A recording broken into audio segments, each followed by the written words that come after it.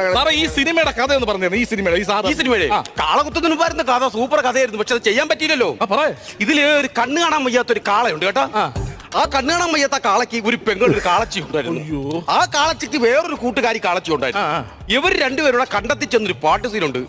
വാ വാ കണ്ടത്തിലെ കാളേ, വാ വാ കണ്ടത്തിലെ കാളേ, കൂടെ കളിക്കാൻ വാ വാ, കൂടെ കളിക്കാൻ വാ. അങ്ങനെ ഈ കാളച്ചികൾ കളിച്ചുകൊണ്ടിരിക്കുന്ന സമയത്ത് കേൾക്കുന്നുണ്ടോ? ഇവരിങ്ങനെ കളിച്ചോണ്ടിരിക്കുന്ന സമയത്ത് ഒരു മുതലാളി കാളച്ചിനെ വേണ്ടി പഴകിയും ആ മുതലാളി കാളച്ചി അവരെ പീഡിപ്പിക്കും. അങ്ങനെ ഈ രണ്ട് കാളച്ചികളോട് ആറ്റിൽ വീണ് ചാവും. അപ്പൊ ഇതിന്റെ മുതലാളി കാളച്ചൻ വരുമ്പം ഈ സഹോദരൻ കാളച്ചൻ, കണ്ണു കാണാത്ത കാളച്ചൻ കഴുത്തി പിടിച്ചിട്ട് പറയും, തോമസ് കാളച്ചൻ പാവാ, തോമസ് കാളച്ചൻ പാവാ, തോമസ് കാളച്ചൻ പാവാ, തോമസ് കാളച്ചൻ പാവാ. ഇതാണ് ബാക്കി കഥ. ഇതായിരുന്നു ബാക്കി.